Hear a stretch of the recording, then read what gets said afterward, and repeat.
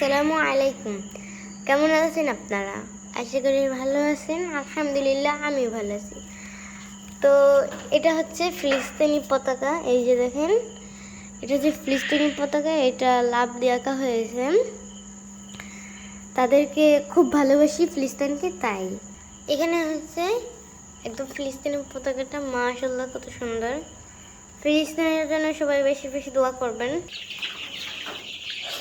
তো ফিলিস্তিনের পক্ষে কারা কারা আছেন সবাই কমেন্টে জানাবেন এবং ফিলিস্তিনের জন্য বেশি বেশি দোয়া করবেন। যখন ফিলিস্তিনের কথাটা মনে আসে তখনই কেন যেন অঝরে চোখ থেকে পানি কেটে, আমি নিজেও জানি না কখন কান্না করি।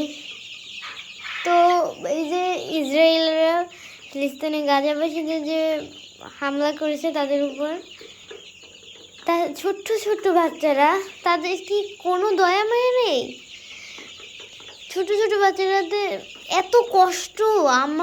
আমি যখন দেখি আমার চোখ থেকে পানি কাটে, এক একে পানি চোখ থেকে কখন যে পড়ে যায় আমি নিজেও জানি না।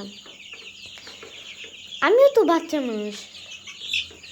তো ওদের কষ্টটা দেখলে মনে হয় নিজের কষ্ট হচ্ছে, নিজে ওই পরিস্থিতিতে আছে। আল্লাহ তুমি রক্ষা করো।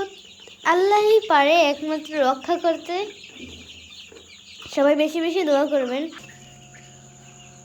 তো ফিলিস্তিনে গাজাবাসীদের এমন একটা অবস্থা, তাদের মায়ের সামনে বাচ্চাগুলো মারা যাচ্ছে, বাচ্চার সামনে মা মারা যাচ্ছে, বাবা মারা যাচ্ছে, ভাইয়ের সামনে বোন মারা যাচ্ছে। কতটা কষ্ট, তাই না? আল্লাহ তুমি রক্ষা করতে পারবে।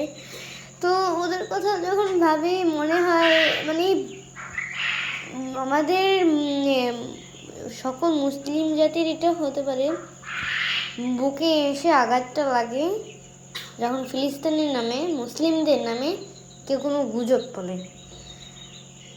তো আমি আমার নবী এবং মুসলিমদের সম্পর্কে যদি কেউ কোনো খারাপ সম্বন্ধ বলে, তখন আমার মাথা অনেক গরম হয়ে যায়। আমি ওই সময় কী করব সেটা আমি নিজেও জানি না। কেননা আমার নবীর নামে, আমাদের সকল বিশ্বের নবীর নামে কেউ খারাপ কথা বলতে পারবে না। ইনশাল্লাহ কেউ বলার সাহসও নেই। বললে সেটার বিচার আল্লাহ তাআলাই করবেন। তো সবাই ইসরায়েলি পণ্য এবং অমুসলিম কান্ট্রির পণ্যগুলো আমরা সবাই বয়কট করবেন। আমরা আগেই বয়কট করছি এবং এখনও আমরা সেই পণ্যগুলো ব্যবহার করি না। সবাই ফিলিস্তিনি পণ্য ব্যবহার করবেন যাতে ফিলিস্তিনের সাহায্য হয়।